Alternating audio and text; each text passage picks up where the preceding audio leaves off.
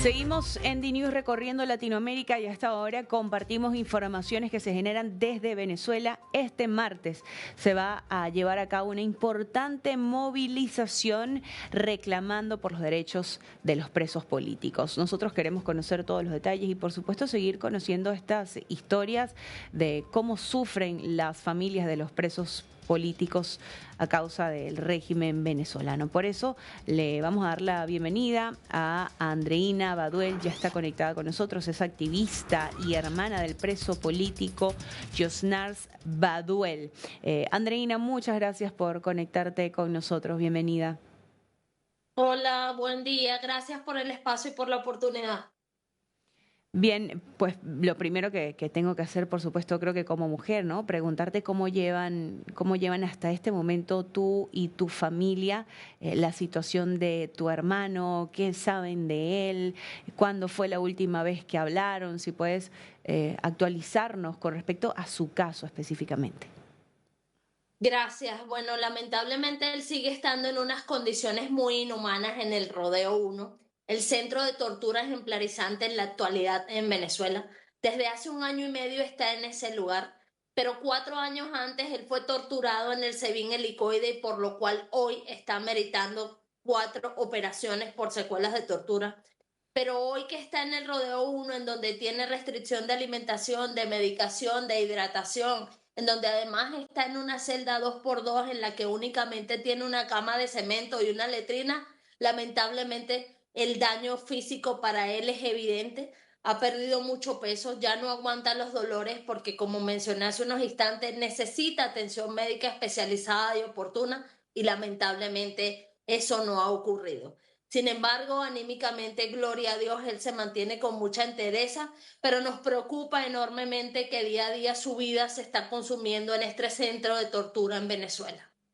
Y tú dices algo que es muy importante, Andreina, y es que torturan los cuerpos, pero también las almas. Y tu hermano en este momento está viviendo esa secuela, pero ustedes también como familiares, de conocer realmente cuál fue su situación, ¿no? Y si pudieras compartir con nosotros qué se sabe, digamos, cuáles eran esas torturas a las que era sometido tu hermano, que hoy lo tiene en esta situación tan grave de salud que, como lo dices, ya no aguanta su cuerpo, no aguanta sus dolores. Sí, lamentablemente a él le colocaban electricidad en los testículos, lo golpeaban, lo asfixiaban. Era constantemente amenazado de que iban a matar a mi papá y de que nos iban a apresar a nosotras, y hoy lamentablemente es una realidad. Mataron a mi papá y nos persiguen a nosotras. Eso, por supuesto, está formalmente denunciado no solo en los organismos del Estado, sino con especial énfasis en los organismos internacionales. Tenemos cómo demostrar todo el horror que hemos venido denunciando durante años. Es oportuno recordar que mi familia ha sido perseguida por más de 17 años, que nos costó la vida de mi padre, que murió en custodia del Estado venezolano, también por no recibir atención médica especializada y oportuna. Y bueno, hoy está en riesgo la vida de mi hermano y de cientos de víctimas, porque debo aprovechar este espacio también para recordarle al mundo que en Venezuela en la actualidad somos más de 1.000 familias con presos políticos, de entre los cuales tenemos 4 adolescentes, tenemos 91 presos políticos con condiciones de salud que, si no son atendidos oportunamente, pueden morir en prisión, entre esos mi hermano. Tenemos 180 mujeres, tenemos 135 desaparecidos, y esto pareciera ser un drama sin fin, porque lamentablemente en todas las cárceles donde tenemos presos políticos, todos son víctimas de violaciones a sus derechos humanos y fundamentales. Así es, Andreina, y es lamentable, es muy duro escuchar todo lo que nos estás relatando. No podemos imaginar la situación que ustedes como familia viven con el caso de tu hermano, con el caso de tu padre, y tú lo dices, no es algo nuevo, desgraciadamente son muchos años con esta realidad, pero con tu relato puedo escuchar que, y bueno, me lo vas a confirmar, ¿no? Todas las familias de los presos políticos han construido como una familia alterna, es lo que entiendo, ¿no? Hay algo muy duro que los une y sí tienen un mismo propósito. Y en ese sentido, pues hoy han llamado a una manifestación.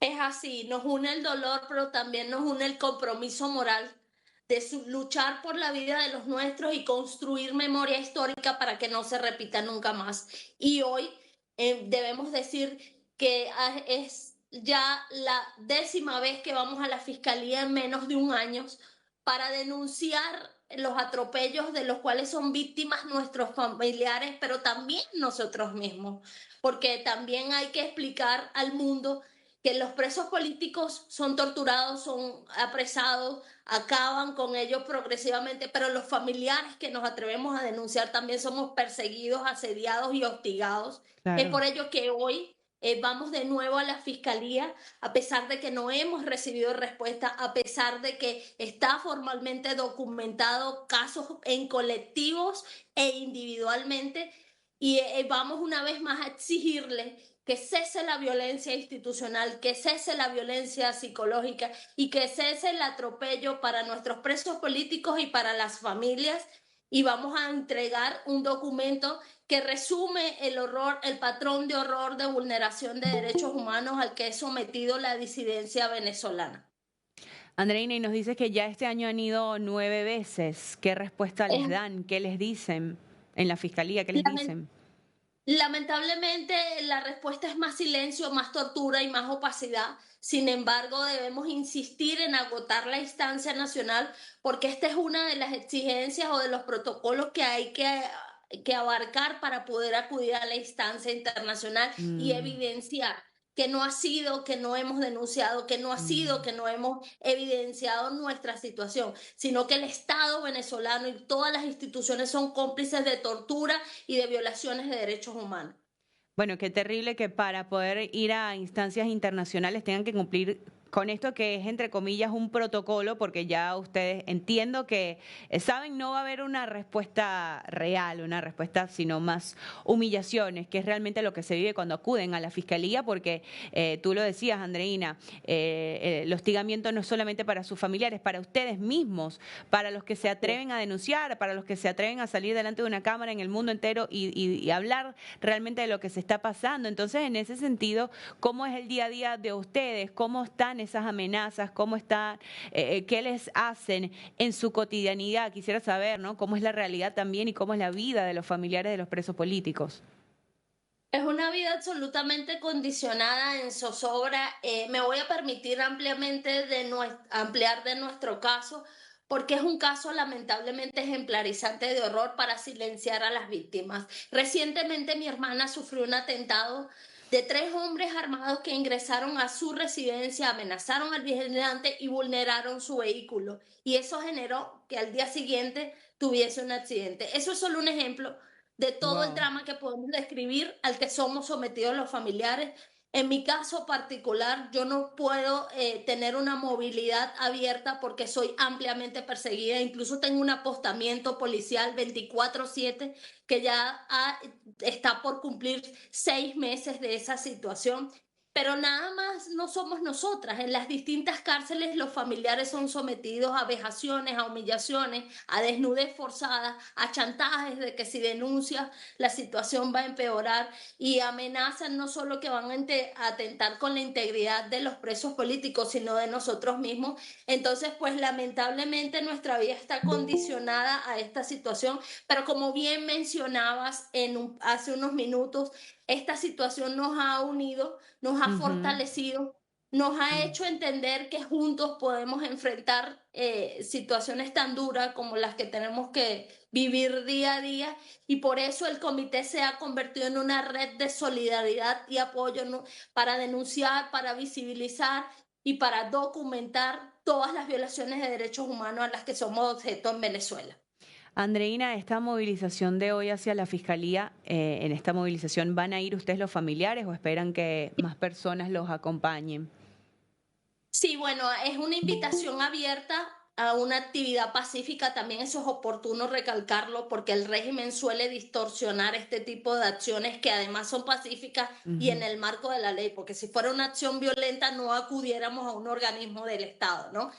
Sí, particularmente la participación es de familiares, pero también de activistas, amigos y defensores de derechos humanos de organizaciones que hacen vida en el país. Y bueno, la invitación siempre es abierta a la colectividad, a que se sumen, a que acompañen, a que puedan también ser parte de esta denuncia constante de los familiares, porque hay otra realidad.